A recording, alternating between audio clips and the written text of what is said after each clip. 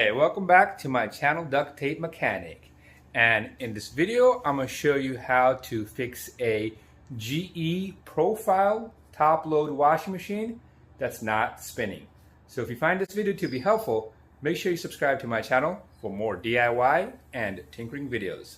All right, so here is the washer in question. It's a GE profile brand washer. They came out with these 2 or 3 years ago, so they are relatively new and just now kind of experiencing some issues. So if you are curious, that is the model number right there, PTW 605, I should say. And there's really only two types of these. I believe there's one without the agitator and one with an agitator, ranging in different colors. But anyways, what's happening is this washing machine is not spinning. And you're probably noticing this because you probably went and got your clothes out at the end of the cycle and realized that they were very damp. So I'm going to show you how to fix that on this machine. There's mostly just two main issues that can cause this. So let's get to it. But before we do that, we will have to unplug the machine and undo the water lines, as well as taking out the drain hose. So when you take out the drain hose, if you're having this issue, it's probably a good idea to go ahead and just lower this into a bucket. So then if there's any sort of residual water, it can come out that way. Or if you have an extra person to help you, just have them hold that drain pump up the whole time. Drain pipe, I should say, the whole time. All right, let's get to it.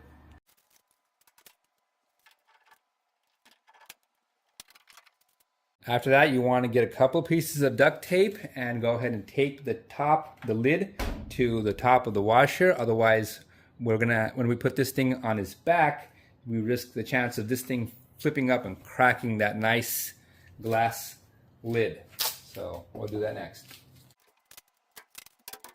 Now go ahead and put this thing on its back.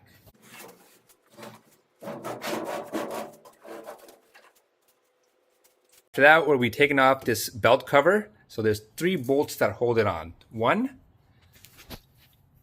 2, and then the third one is down here. But as you see, there's also a ground strap to it. So there's the bolt, then it goes through the ground, then it screws in. So they're all 10mm bolts.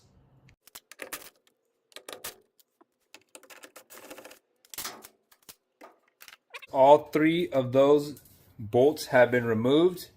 About 85% of you will see that the belt is completely shredded or has just come off the motor pulley and the transmission pulley. In this case, it had come off, but if you look closely, it has also begun to shred.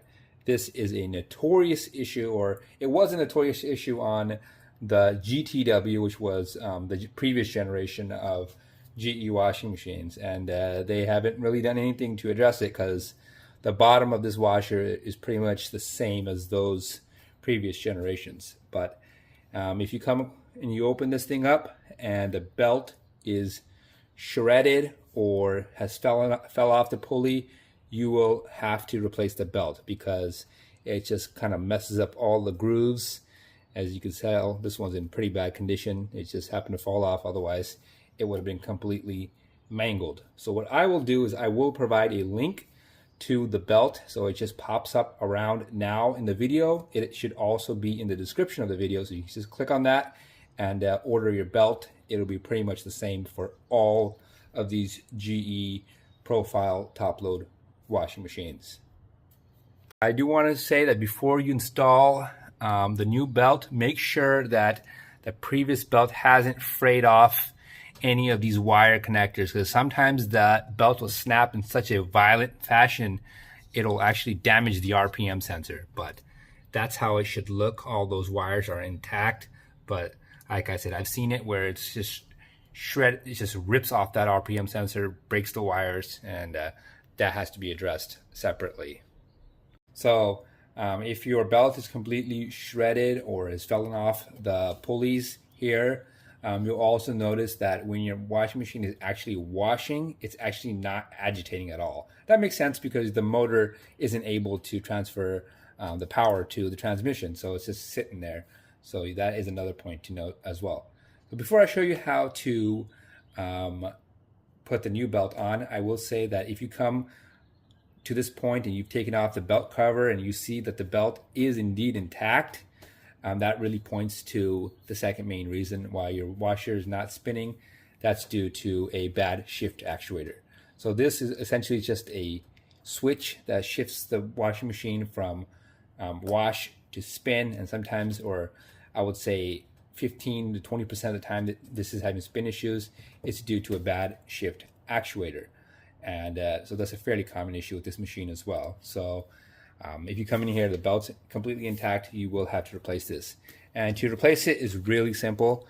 It's also being held in by two 10mm bolts. So right there.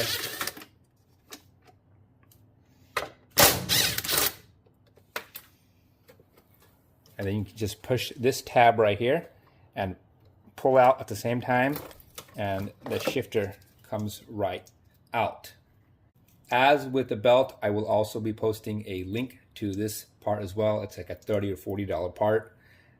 Well worth repairing it yourself because it's really easy. These things break, physically break all the time. So to install it is really simple as well. So you just want to make sure that this part right here, kind of the claw part of the shifter, goes into the groove of the clutch, and I'll show what that looks like. By that I mean there's a clutch back there, and that claw right there is gonna go into that groove like so, and that's what helps it move the clutch in and out, engaged and disengaged.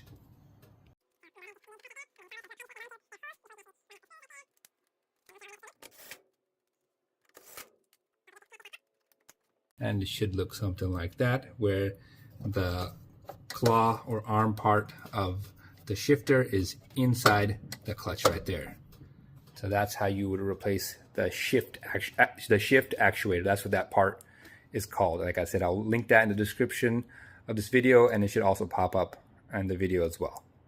Another major indicator that it's the belt is that even during the wash cycle, so it's on wash right now, the agitator won't actually move. That makes sense. So on this one right here, there are chunks of that previous belt that are melted onto the transmission pulley right here. I'm just gonna take this sponge right here and just clean that off so we don't have issues with the next one.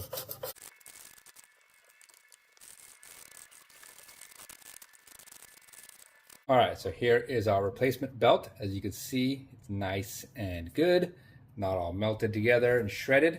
So to get it on can be a little bit of a challenge because this belt is not going to be as flexible as the old one, but it's not that difficult. What we're going to do is we're going to put it on the motor pulley first and then stretch it over the transmission pulley.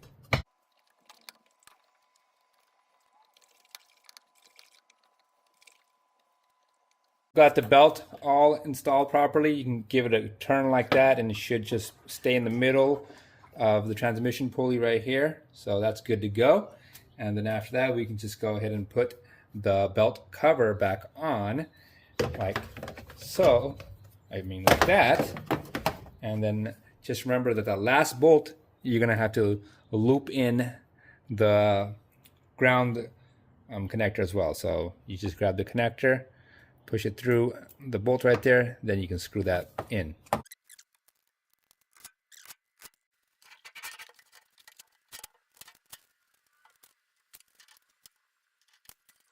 All right, so I've got the machine hooked up once again to my test station. As you can see, I've got a load of duct tape delicates in there.